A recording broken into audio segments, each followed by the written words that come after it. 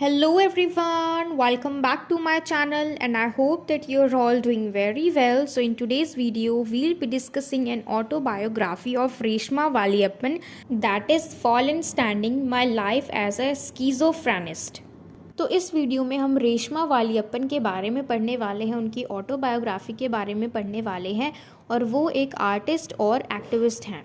She is an artist activist who is known for her valuable contribution to discussions surrounding mental health, disability, human rights and sexuality.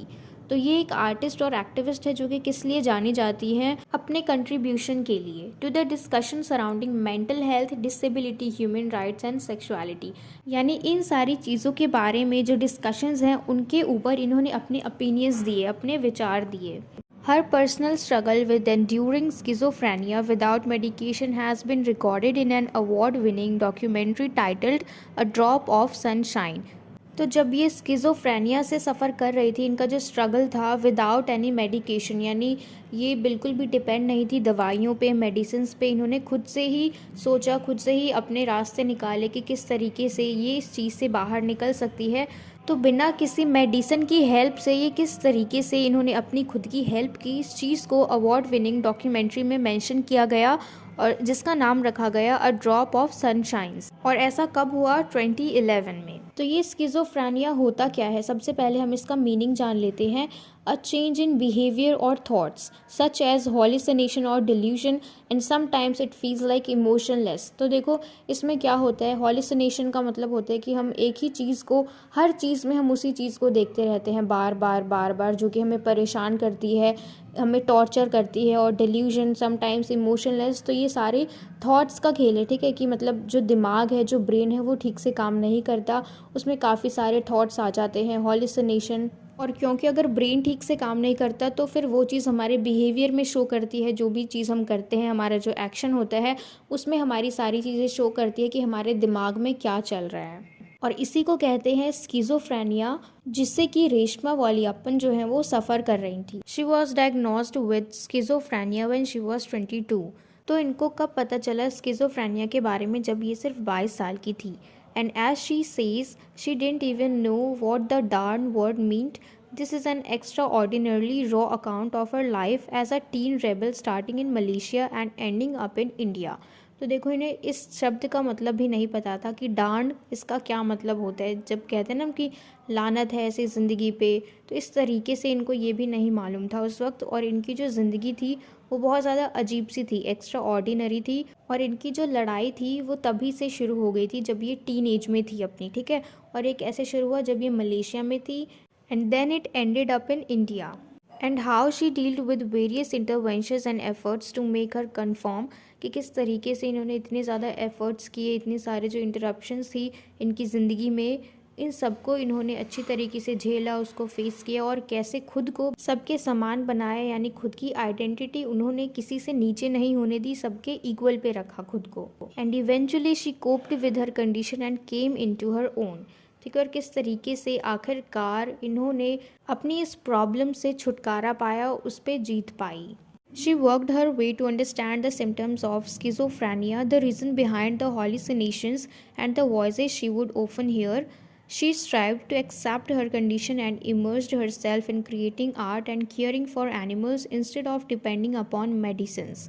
अब देखो इन्होंने अपने तरीके से खुद को समझने की कोशिश करी और किस तरीके से ये इन सारी चीज़ों से बाहर आ सकती हैं. ठीक है, ये बिल्कुल भी दवाइयों पे डिपेंड नहीं थी कि दवाई अगर असर करेगी तो ठीक है, नहीं तो ऐसे ही पड़े रहो. तो ये ऐसा बिल्कुल भी नहीं सोचती थी. और जो भी इनको हॉलिसिनेशन वगैरह होता था और कभी कभी ये ऐसी आवाज़ सुनती थी जैसे कोई इनको इंस्ट्रक्ट कर रहा हो, कोई इनको ऑर्डर दे रहा हो, और ये आवाज़ सिर्फ वही सुनती थी और कोई भी नहीं. ठीक है, तो इन सारी चीज़ों को, अपनी कंडीशन को इन्होंने एक्सेप्ट किया और दवाइयों के ऊपर निर्भर होने के बजाय इन्होंने क्या किया, अपनी आर्ट को, ड्राइंग्स बनाना शुरू किया, एनिमल्स के साथ टाइम स्पेंड करना शुरू कर दिया. ठीक है, तो इस तरीके से इन्होंने अपनी हालत को सुधारा, अपनी कंडीशन को ठीक किया. For the first time, voices that told her to run away from her home in Malaysia Without giving it a second thought, Valiappan cut her hair short, put on baggy clothes to safeguard herself against possible sexual harassment, and left her home on a cycle in April 1955. She cycled for over 156 kilometers with the intent to escape the weight of expectations of her mother. अब देखो, पहली बार इनके साथ ऐसा हुआ जब इन्होंने आवाज़ सुनी, तो उस आवाज़ ने इनको क्या कहा कि ये अपना घर छोड़ के भाग जाएं। कहाँ से? मलेशिया से।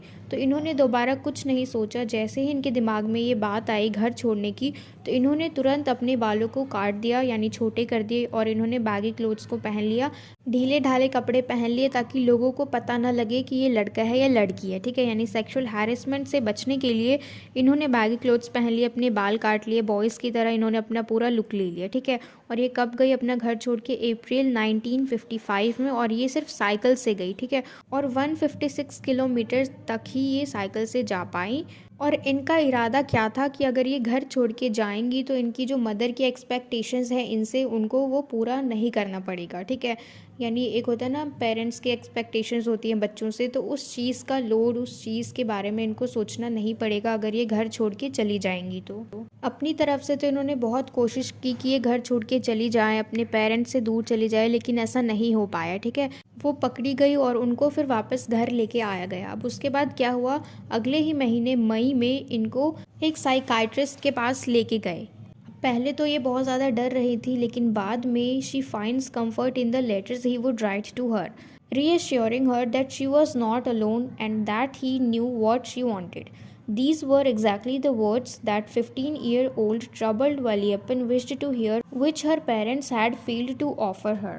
अब पहले तो वालियाप्पन जो है ये डर रही थी उस साइकाइट्रिस्ट से, लेकिन बाद में ये बहुत ही ज़्यादा कंफर्ट जोन में आ गई। उनको यकीन हो गया साइकाइट्रिस्ट पे, और वो वही सारी चीज़ें सुनना चाह रही थी जो कि उन डॉक्टर ने बोला, जो कि उस साइकाइट्रिस्ट ने बोला, और जो कि वो एक्सपेक्ट कर रही थी कि ये सारी चीज़ें उनके पेरेंट्स करें, लेकिन ऐसा नहीं हुआ, ये किसी और ने किया, यानी उस साइकाइट्रिस्ट ने किया। He made her feel comfortable and safe. She shares her experience of being sent to a correctional camp in Malaysia. तो वो बताती हैं कि उनको एक करेक्शनल कैंप में भेजा गया जो कि मलेशिया में था, और वहाँ पे इनको इनके पेरेंट्स ने इस उम्मीद में भेजा था कि अगर वो वहाँ जाएंगी तो वहाँ के लोगों को देख के सुधर जाएंगी कि कैसे, किस तरीके से बिहेव किया जाता है। अगर वो लड़का है तो उसको कैसे बिहेव करना है, अगर वो लड़की है तो उसको कैसे बिहेव करना है, कैसे कपड़े पहनने हैं, अपनी अपीयरेंस को किस तरीके से मेकअप करके रखना है। Valiappan is body shamed and publicly harassed for her clothing choices. ठीक है, तो इसको मतलब इसकी बॉडी के ऊपर लोगों ने कमेंट्स किए, और किस तरीके से जो इसने कपड़े पहने हुए थे, इसकी जो चॉइसेस हैं कपड़ों में, उसके ऊपर लोग उसको जज कर रहे थे। And on the last day, she is forced to dress in borrowed girl clothing from her roommate before being brought in front of her parents.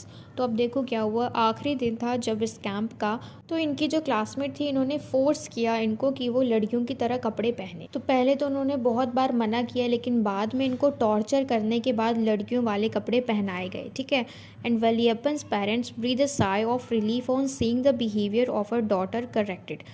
और इनके जो पेरेंट्स थे, इनको बहुत ज़्यादा शांति मिली इस चीज़ को देख के कि उनकी जो बेटी है उन्होंने बिल्कुल लड़कियों की तरह ही कपड़े पहने हुए हैं, क्योंकि अगर वो लड़की है तो उसको लड़की की तरह ही कपड़े पहनने चाहिए। तो ये चीज़ देख के इनके पेरेंट्स जो है वो बहुत ज़्यादा खुश हो जाते हैं, और वो कहती हैं कि वहाँ का जो एटमॉस्फेयर था वो बहुत ही ज़्यादा बुरा था, आउट ऑफ कंट्रोल था, यानी अपनी मर्ज़ी से वहाँ पे कुछ भी करने नहीं देते थे। वो लोग खुद के हिसाब से लोगों को चलाते थे, तो उनके हिसाब से ये एक्सपीरियंस उनका बहुत बुरा था और उन्हें वहाँ पे बिल्कुल भी अच्छा नहीं लगा। And the experience leaves an everlasting psychological scar as she comes to hate her parents for putting her through such a humiliating experience. तो देखो, ये जो इनका एक्सपीरियंस था ये बहुत ही ज़्यादा बुरा था, एवर लास्टिंग साइकोलॉजिकल स्कार हम कह सकते हैं, यानी उनके दिमाग पे बहुत ही ज़्यादा बुरा असर पड़ा था इस चीज़ के बाद। ये जो इंसिडेंट हुआ, उनको ज़बरदस्ती लड़कियों वाले कपड़े पहनाए गए और उनको एक ह्यूमिलिएटिंग पोजीशन पे रखा गया उनके पेरेंट्स के थ्रू, और इसी इंसिडेंट के बाद इनको अपने पेरेंट्स से नफ़रत हो गई, क्योंकि उनकी वजह से ही इनको इतना सब कुछ सहना पड़ा। And she condemns the mistreatments and harassment of individuals who don't fit into the existing societal labels or those who choose to ignore protocols to live life on their own terms. तो देखो ये इस चीज़ को बहुत ज़्यादा इस चीज़ की बुराई करती हैं कि लोग जो हैं वो चाहते हैं कि जो रूल्स बनाए गए हैं सोसाइटी में, जो प्रोटोकॉल्स बनाए गए हैं, सारे लोगों को वही फॉलो करने चाहिए। ठीक है, ये बहुत ज़्यादा ज़रूरी कर देते हैं वो लोग। अगर किसी का मन नहीं है तो ऐसा हम फ्री छोड़ सकते हैं कि अगर उसका मन नहीं है तो वो उस प्रोटोकॉल को, उस रूल को फॉलो ना करे। क्योंकि अगर कोई नहीं करता तो फिर हम चार बातें बोलने लग जाते हैं, उसको जज करने लग जाते हैं। तो इस चीज़ को इन्होंने बहुत बुरा बताया है कि अगर कोई इंसान इस चीज़ में फ़िट नहीं हो रहा है तो उसको फ्री छोड़ देना चाहिए कि वो अपनी मर्ज़ी से अपनी ज़िंदगी कैसे भी जी सकता है। Deprived of fundamental rights in the name of ensuring the safety of the masses, mental health patients are treated worse than criminals। तो देखो क्योंकि उनके जो बेसिक राइट्स हैं, फंडामेंटल राइट्स हैं, वो तो उनको मिल नहीं रहे हैं और जनता की सेफ्टी के नाम पे और मेंटल हेल्थ पेशेंट्स के नाम पे उनको क्रिमिनल से भी ज़्यादा बुरी तरीके से ट्रीट किया जा रहा है। ठीक है, यानी हम कह तो देते हैं कि अगर हम इनको ऐसे करेंगे तो इनको अच्छा लगेगा, ये करेंगे तो इनको अच्छा लगेगा, इनके लिए ये कर देते हैं, लेकिन उन्हें जो चीज़ चाहिए हम उनको वो चीज़ ना दे के हम फालतू की चीज़ें बना देते हैं, फालतू के प्रोटोकॉल्स बना देते हैं। They are denied the right to vote, sign a contract, hold office, access the same education as normal people. यानी देखो जो डिसेबल्ड लोग हैं, यहाँ पे उन लोगों की बात हो रही है जो डिसेबल्ड है। ठीक है, कि कैसे उनको हम अलग कर देते हैं बिल्कुल, और जो नॉर्मल पीपल हैं उनसे अलग कर देते हैं, उनके लिए सारी फैसिलिटीज़ बना देते हैं, लेकिन सिर्फ वो फैसिलिटीज़ जो हैं वो सिर्फ कहने के लिए हैं, वो रियल में यूज़ नहीं कर रहे हैं। ठीक है, बल्कि इन सारी फैसिलिटीज़ से, प्रोटोकॉल से, रूल से उनको प्रॉब्लम होती है। तो हमारी जो ऑथर है यहाँ पे वो कहना चाह रही है कि बल्कि उनको तो वोट देने का भी अधिकार नहीं होता। ठीक है, ना ही वो किसी कॉन्ट्रैक्ट को साइन कर सकते हैं, ना ही वो ऑफिस में काम कर सकते हैं, और ना ही वो सेम एजुकेशन पा सकते हैं जैसे कि नॉर्मल पीपल पाते हैं। ठीक है, यानी they can't get same education. ठीक है, एजुकेशन में भी वो चीज़ों को बांट देते हैं। Valliappan offers important notes for carers. She advises carers to give space to a person with mental illness, avoid being overprotective, and rather let them explore life, fall and get up on their own. She requests carers to not assume that a mentally ill person lacks social skills and allow them to exercise agency. और वो carers के लिए important note भी देती हैं, यानी offer करती हैं। जो केयरर्स होते हैं यानी देखभाल करने वाले लोग, वो कहती हैं कि जो इंसान है जो मेंटल इलनेस से सफ़र करता है उसको हमें थोड़ा स्पेस देना चाहिए और उनके लिए ओवर प्रोटेक्टिव बनना बंद कर देना चाहिए। ऐसे में फिर लोगों को इरिटेशन होती है कि क्या मैं इतना भी नहीं कर सकता, इतना कमज़ोर समझते हैं ये मुझे। तो इस तरीके से हमें ओवर प्रोटेक्टिव होना बंद कर देना चाहिए, बल्कि उन्हें हमें खुद से उन्हें छोड़ देना चाहिए ताकि वो लाइफ को एक्सप्लोर कर सके, वो खुद से गिरे, खुद से उठे। और वो रिक्वेस्ट करती हैं कि वो खुद से अज्यूम ना करे कि अगर कोई इंसान मेंटली इल है तो उसके पास सोशल स्किल्स नहीं है। ठीक है, बल्कि हमें अलाउ करना चाहिए कि वो चीज़ों को खुद से जाने। तो ये थी हमारी इनकी ऑटोबायोग्राफी की छोटी सी समरी, जो कि हमने इजी लैंग्वेज में अच्छे से जाना। और मुझे पूरी उम्मीद है कि आपको हर चीज़ क्लियर हो गई हो, हर चीज़ समझ में आया हो। And if so then please let me know in the comment box if you like this video and share it with your friends as well so that they can get help from it. And don't forget to subscribe my channel. Until we meet in the next video, keep learning.